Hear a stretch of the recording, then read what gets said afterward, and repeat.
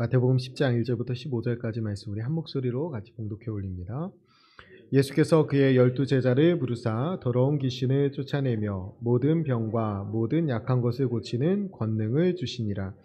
12사도의 이름은 이러하니 베드로라 하는 시몬을 비롯하여 그의 형제 안드레와 세베대의 아들 야고보와 그의 형제 요한, 빌립과 바돌로메, 도마와 세리마테, 알포의 아들 야고보와 다데오, 가나나인 시몬 및 가룟 유다 곧 예수를 판자라. 예수께서 이 12를 내보내시어 명하여 이르시되 이방인의 길로도 가지 말고 사마리아인의 고을에도 들어가지 말고 오히려 이스라엘 집에 잃어버린 양에게로 가라. 가면서 전파하여 말하되 천국이 가까이 왔다 하고 병든 자를 고치며 죽은 자를 살리며 나병한 자를 깨끗하게 하며 귀신을 쫓아내되 너희가 거저받았으니 거저주라. 너희 전대에 금이나 은이나 동을 가지지 말고 여행을 위하여 배낭이나 두버롯이나 신이나 지팡이를 가지지 말라. 이는 일꾼이 자기의 먹을 것 받는 것이 마땅함이라. 어떤 성이나 마을에 들어가든지 그 중에 합당한 자를 찾아내어 너희가 떠나기까지 거기서 머물라. 또 그 집에 들어가면서 평안하기를 빌라. 그 집이 이에 합당하면 너희 빈 평안이 거기 임할 것이요 만일 합당하지 아니하면 그 평안이 너희에게 돌아올 것이니라. 누구든지 너희를 영접하지도 아니하고 너희 말을 듣지도 아니하거든 그 집에나 성에서 내가 너희 발에 먼지를 떨어버리라. 내가 진실로 너희에게 이르노니 심판날에 소돔과 고모라 땅이 그 성보다 견디기 쉬우니라. 아멘. 네. 지난주에 예수님의 3대 사역 함께 말씀 나눴는데요. 지난주보다 찬양이 나아졌죠. 저마예요, 저. 제가 좀 더 나아진 것 같아요. 여러분, 지난주에 예수님의 3대 사역 나눴었는데, 예수님이 하신 일은 가르치고 치료하고 전파하는 사역이었어요.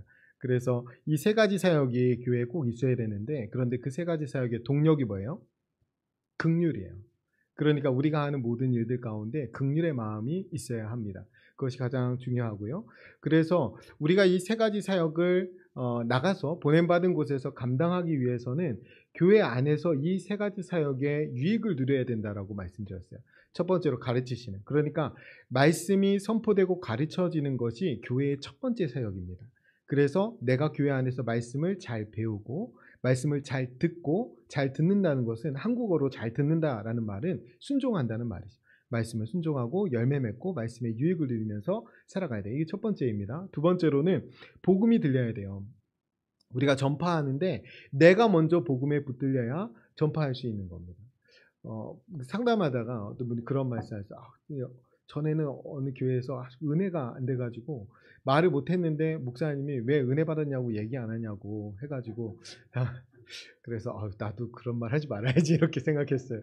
그런데 은혜는 제가 말씀드렸지만 예수 그리스도예요. 예수 그리스도. 결국에는 예수 그리스도의 소식이 복음입니다. 그런데 때로는 어떤 설교에는 예수 그리스도가 등장하지 않기도 해요. 긍정적으로 삽시다. 친절하게 삽시다. 이런 얘기 하다가 정작 예수님 얘기를 못하게 되는 경우도 있어요.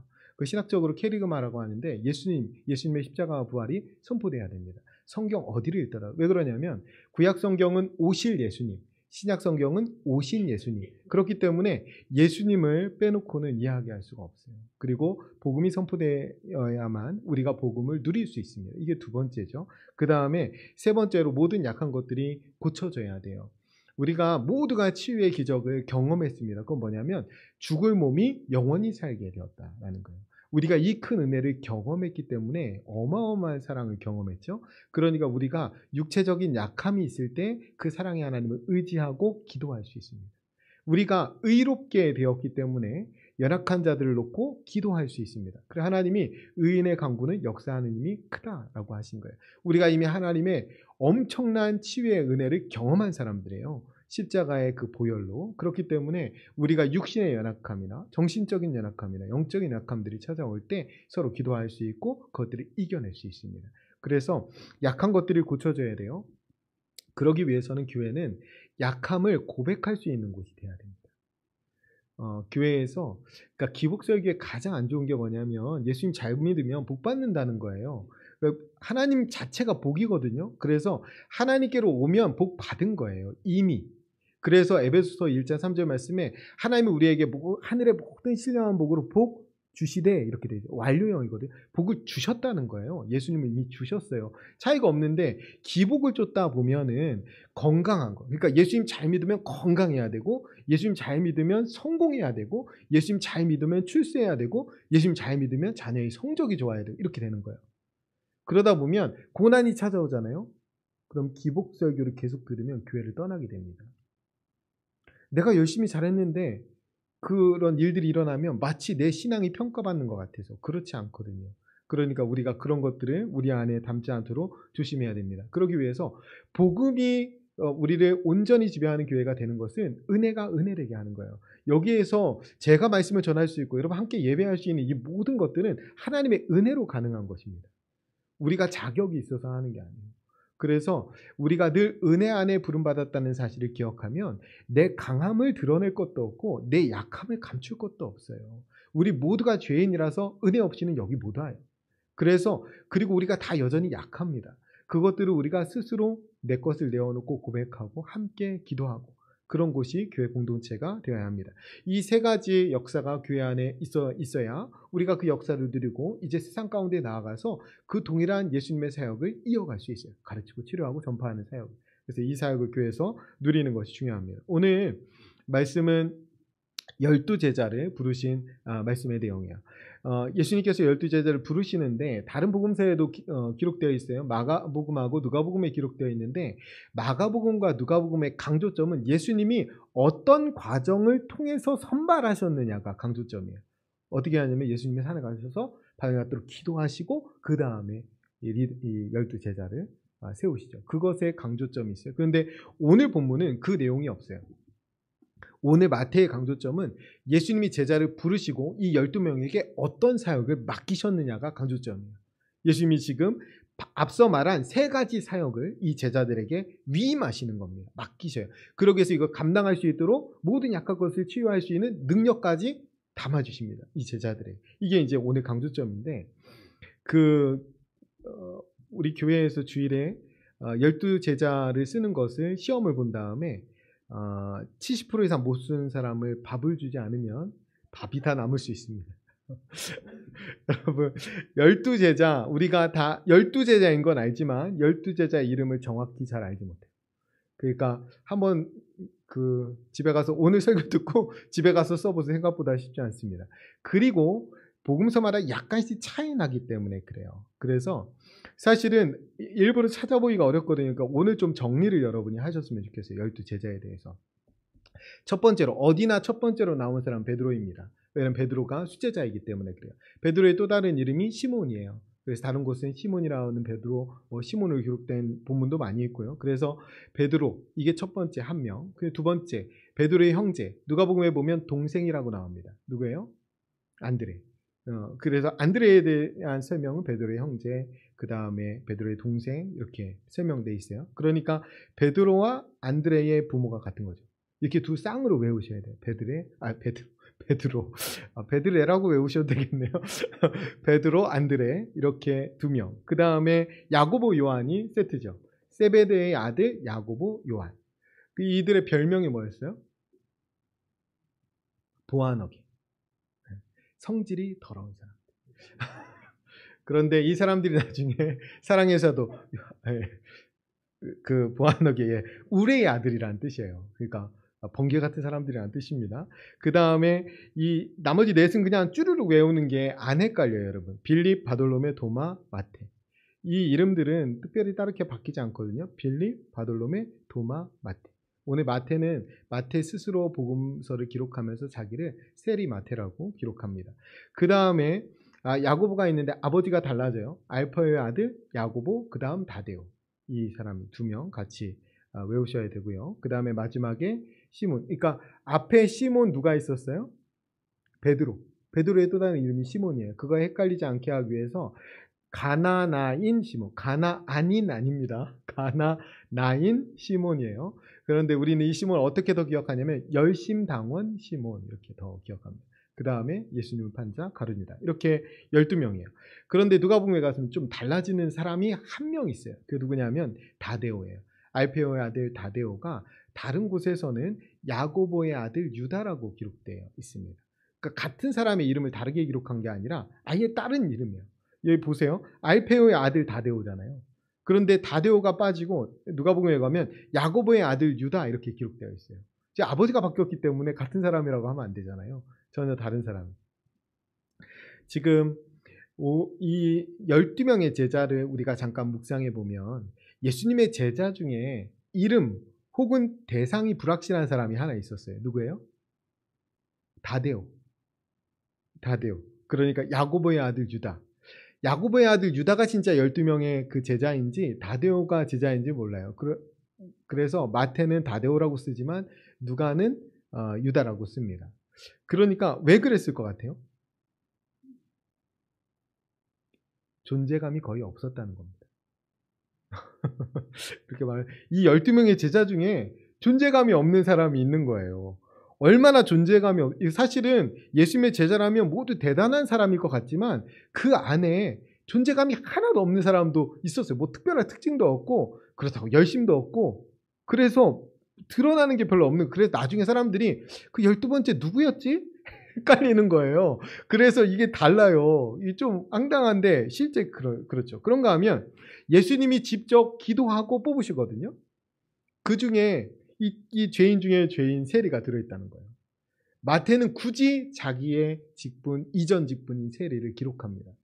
그러니까 성경은 늘 세리와 죄인을 구분해요. 그러니까 그냥 죄인들 하면 그 속에 세리가 들어가야 되는데 꼭 세리와 죄인을 구분합니다. 그러니까 보통 죄인이 아니라는 거예요. 세리 딱 들으면 그 치가 떨리는 죄인이에요. 이 유대인들이 볼 때는. 그러니까 매국노 같은 사람이에요. 로마에 빌붙어서 세금 걷어들이는 사람, 그게 착복하는 사람, 그러니까 죄인 중에 죄인인 사람, 성전에도 못 들어오는 사람, 그게 세리예요. 그런데 그 죄인이 여기 들어가 있어요. 예수님이 기도하고 뽑으셨는데 마태는 이 사실을 숨기지 않고 기록합니다. 그런가 하면 아까 말씀드렸지만 야고보와 요한처럼 성질이 더러운 사람도 여기 들어가 있어요. 그런데 물론 후에 이 사람들이 새롭게 변화되어서 우레의 아들이 사랑의 사도로 바뀝니다. 그래서 예수님이 십자가상에서 그 요한복음에 보면 그 사랑하는 제자, 요한이 자기 보고 쓴 말이에요. 그런데 어머니를 요한한테 맡기잖아요. 가장 사랑했던 제자 맞아요.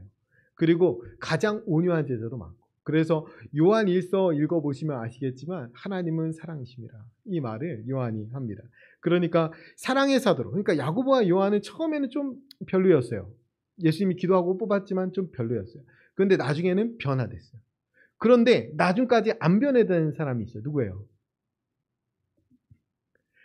배신자 가룟 유다입니다. 예수님이 뽑으셨는데. 그리고 12명, 뭐 120명, 1200명도 아니고 그 12명을 뽑으신 거예요. 그리고 게다가 이 그룹의 리더는 예수님이에요. 그런데 배신자가 있어요. 끝까지 안 변하는 인간이 있어요. 이게 제가 이거 생각하면서 무슨 생각이 들었냐면 예수님의 12제자가 그렇다면 하물며 우리야. 그러니까 우리의 연약함들을 좀 받아들일 수 있어야 됩니다. 우리가 불완전한 교회 공동체에 실족하시면 안 돼요. 불완전한 것이 당연해요. 예수님이 세운 12명의 제자도 육신을 입고 있는 동안에 그 온전한 성령으로 충만해지기 전에는 다 별 볼 일 없었어요.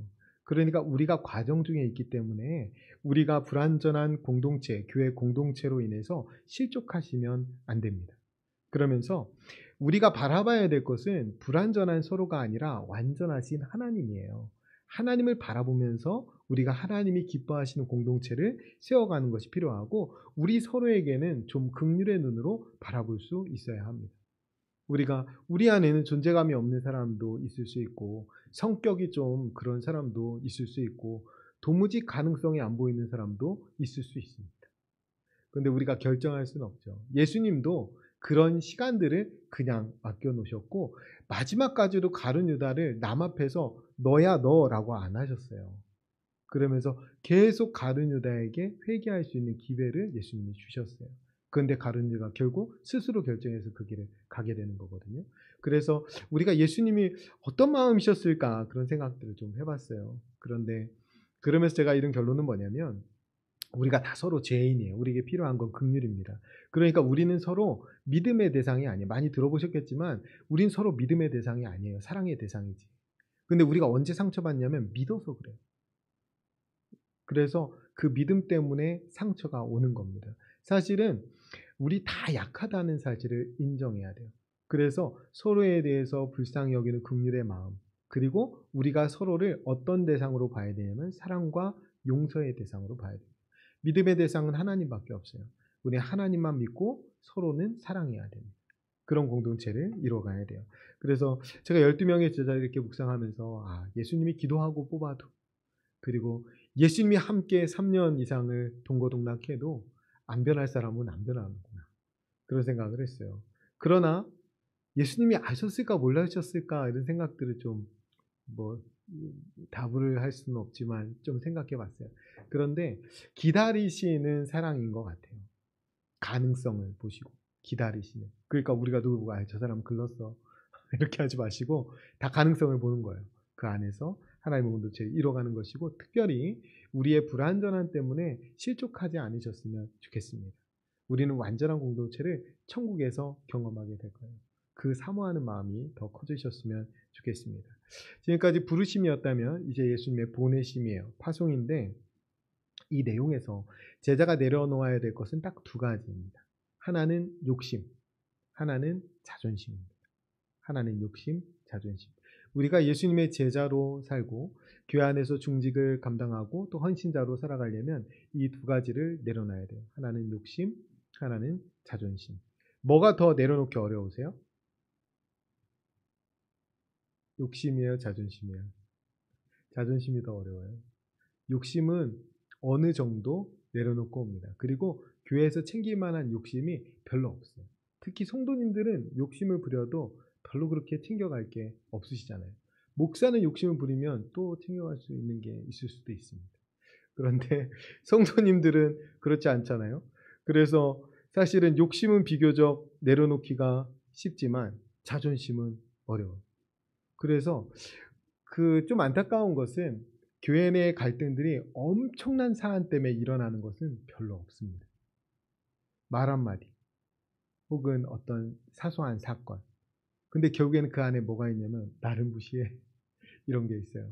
그래서 자존심 내려놓는 게 어려운데, 우리가 예수님의 제자로 살려면 욕심과 자존심을 내려놓고 하나님만 의지하는 사람 되어야 합니다. 7절부터 10절까지 말씀을 보면, 가면서 전파하여 말하되 천국이 가까이 왔다 하고 병든 자를 고치며 죽은 자를 살리며 나병한 자를 깨끗하게 하며 귀신을 쫓아내되 너희가 거저 받았으니 거저 주라. 너희 전대에 금이나 은이나 동을 가지지 말고 여행을 위하여 배낭이나 두벌 옷이나 신이나 지팡이를 가지지 말라. 이는 일꾼이 자기의 먹을 것 받는 것이 마땅함이라. 아멘. 예수님께서 제자들에게 여분의 물품을 가져가지 말라고 하시는 거예요. 굉장히 비합리적인 겁니다. 그러니까 효율적이지도 않고요. 근데 여러분 이거 생각하셔야 돼요. 뭐냐면 교회는 효율이 들어올 수 없는 곳이에요. 세상은 효율이 중요합니다. 능력도 중요하고 능률도 중요합니다. 근데 교회는 효율이 들어오는 것이 아니에요. 이게 효율적인가, 이게 효과적인가, 이런 거 해서는 우리는 하나님이 기뻐하시는 일을 거의 하지 못합니다. 그래서 효율이 들어오지 않도록 조심해야 되는데 정말 비효율적이죠. 불합리하고 그냥 가라는 거예요. 대책이 없어요. 그런데 이렇게 가라는 것은 뭐냐면 하나님만 의지하고 출발하라는 거예요. 하나님을 의지하고 떠나고 또 하나님만 의지해서 그 사역을 감당하라는 거예요. 결국에는 이 말씀 속에 뭐냐면 내가 줄 거니까 나 믿고 가예요. 너가 내 일을 하면 내가 채워줄 거니까 날 믿고 가. 이 말을 믿고 순종하고 가는 거거든요. 이 말씀 속에 우리가 기억해야 되는 것은 하나님은 우리의 모든 쓸 것을 채우시는 분이라는 거예요. 빌립보서 4장 19절에 나오죠. 나의 하나님이 그리스도 예수 안에서 영광 가운데 그 풍성한 대로 우리의 모든 쓸 것을, 너희 모든 쓸 것을 채우시리라. 그러니까 쓸 것이 중요해요. 우리는 쓸 곳이 없는데 막 쌓아놓는 걸 좋아하거든요. 세상은 그것을 복이라고 합니다.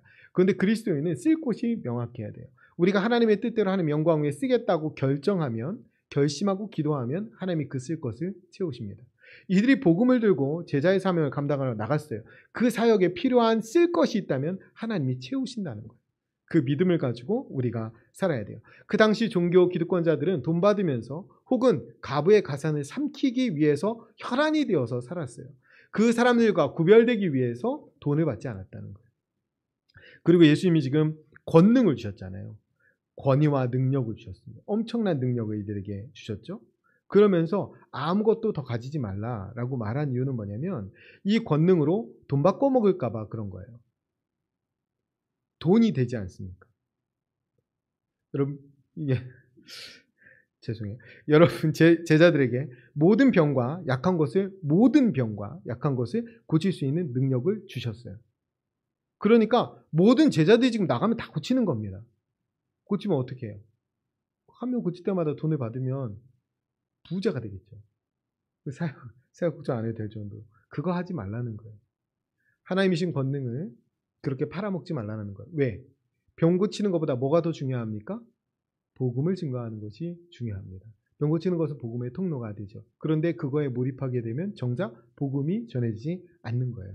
그래서 제자에게 첫 번째 중요한 덕목은 뭐냐면 대가를 바라지 않는 거예요.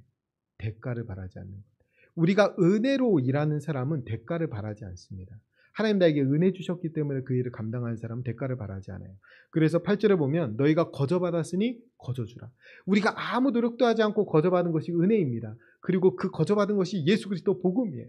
그러니까 우리도 거저주어야 된다라는 거예요. 그러니까 우리가 우리에게 주신 은사를 물질적인 것으로 바꾸지 말아야 돼요.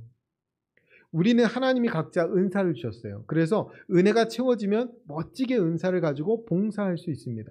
근데 교회에 와서 혹은 사회에서 하나님 보내주신 자리에서 열심히 은사로 봉사하고 나서 다시 하나님 앞에 복을 달라고 그래요. 똑같은 겁니다. 이게 돈 받고 먹는 거예요.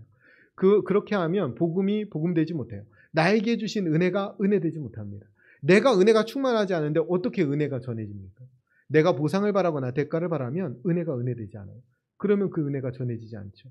내가 값없이 받은 걸 값없이 줄 때 그 사람이 그것을 하나님의 복음의 소식, 기쁜 소식으로 듣게 된다라는 거예요. 복음이 복음되도록 해야 됩니다. 정작 전해야 될 건 뭐냐면 7절에 보면 천국이 가까이 왔다는 거예요. 내가 가서 천국이 가까이 왔어 이렇게 말하는데 나는 사는 게 천국 같아 보이질 않아요. 그럼 복음이 안 전해지죠. 나는 사는 게 세상에 매어 있고 나는 사는 게 돈의 혈안이 돼 있고 나는 사는 게 높아지기 위해서 애를 쓰고 있고 막 비교하고 보상에 매달려 살아가고 있으면 상대가 들을 때도 천국에 사는 것 같지 않은데 그 거짓말 같잖아요. 우리가 전해야 될 복음은 천국이 가까이 왔다. 예수님이 이미 하나님 나라를 가지고 오셨다. 그 나라가 이미 도래했다는 걸 말해야 되는데 우리가 하나님 나라 속에 살고 있어야 이게 전해질 거 아니에요. 그래서 대가를 바라지 않는 것이 너무나 중요합니다. 우리가 데살로니가전서 묵상하고 있는데 바울이 복음 전하는데 굳이 일을 하면서 복음 전했다고 하잖아요. 데살로니가 교인. 왜? 복음이 온전히 전해지도록. 복음이 더 가치 있게 전해지도록. 복음이 더 진실하게 전해지도록 자기의 필요는 자기 일하면서 채우면서 복음 전했다라는 거예요. 그러니까 우리가 하나님의 복음, 하나님의 영광을 가리지 않도록 조심해야 됩니다. 우리가 그 나라를 누릴 때 그 나라가 전해지는 거예요. 두 번째로 하나님을 신뢰하라는 거예요. 쓸 것을 채우시는 그 하나님을 신뢰하라는 거예요. 이렇게 떠날 수 있는 것, 두벌옷을 여벌을 챙기지 않고 준비하지 않고 어떻게 보면은 무모할 것 같은 그 걸음을 할 수 있는 것은 전능하신 하나님을 믿기 때문이에요. 하나님이 채우실 것을 믿기 때문에 이 신뢰가 없으면 신앙과 사역을 제대로 감당할 수 없고 여러분 이 신뢰가 분명하지 않으면 신앙과 사역을 감당하고 나서 사사로운 이익을 추구하게 됩니다. 결국엔 내 삶을 내가 보장하려고 그래요. 하나님이 나를 보장해 주신다는 이 믿음을 끝까지 가져가는 것이 중요합니다. 여러분 그리고 복음 전도자가 우리가 나가서 세상에서 전도자의 삶을 살아가는데 우리가 물질의 현안이 되어 있으면 세상 사람들이 그것을 복음으로 제대로 듣지를 못해요. 그것이 하나님의 영광을 가린다라는 겁니다. 그러면 14절 15절 말씀해 보면 누구든지 너희를 영접하지도 아니하고 너희 말을 듣지도 아니하거든 그 집이나 성에나 나가 너희 발의 먼지를 떨어버리라. 내가 진실로 너희에게 이르노니 심판날에 소돔과 고모라 땅이 그 성보다 견디기 쉬우리라. 아멘. 여러분 이게 어떤 거냐면 제자들에게 아무것도 더 여벌 가지 말고 출발하라고 그랬잖아요. 그러면 하나님이 채워주셔야 되잖아요. 안 채워주시면 어떻게 되는 거예요? 굶어야죠. 그렇지 않아요? 굶어야죠. 굶어야 될 전제가 여기 있습니다. 뭐냐면 막 환영받는 데 가잖아요. 거기서 먹을 거 줄 거 아니에요. 쓸 거 줄 그 사람 쓸 것 하나님이 하늘에 내려주시는 것이 아니라 지금 내가 가서 평안을 빌고 아무 성에나 가서 환대받으면 거기서는 대접받는 거예요. 근데 지금 14절처럼 가 갖고 영접도 안 하고 쫓겨나는 데 같으면 어떻게 돼야 돼요? 밥을 굶어야 돼요. 그러니까 하나님을 믿는데 늘 해피한 상황만 있는 게 아니에요. 이게 대단히 중요합니다. 여러분 똑같은 얘기인데 제자들이 예수님이 선택한 제자들도 다 베스트만은 아니었어요. 예수님이 보낸 제자의 길도 다 만사형통한 길은 아니었어요. 지금 이들에게 제자의 앞길에 환영받을 수도 있지만 거절당할 수도 있다. 거부당할 수도 있다라는 것을 지금 말씀하고 있는 거예요. 그때 거절당하면 발에 먼지를 떨어버리고 나와라.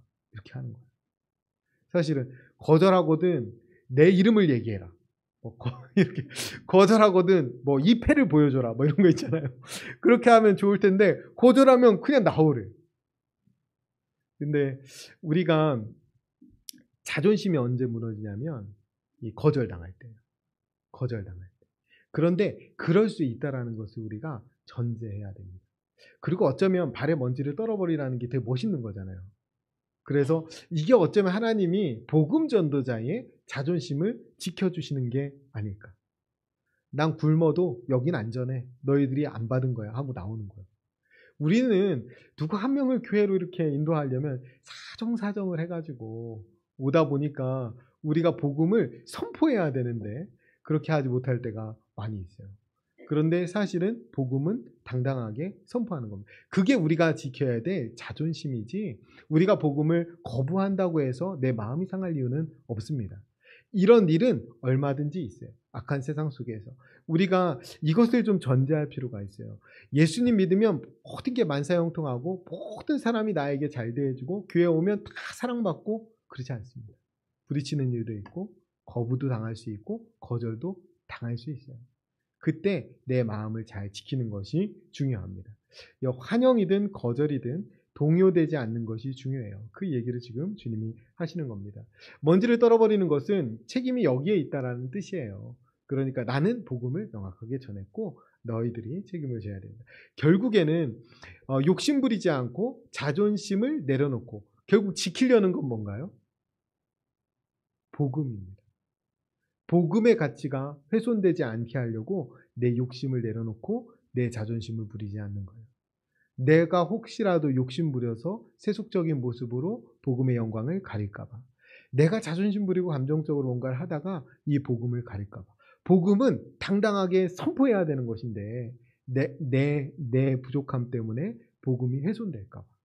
그거 조심하라고 지금 말씀하시는 거예요. 그래서 우리가 제자로 부름받았어요. 우린 불완전합니다. 그런데 복음은 완전해요.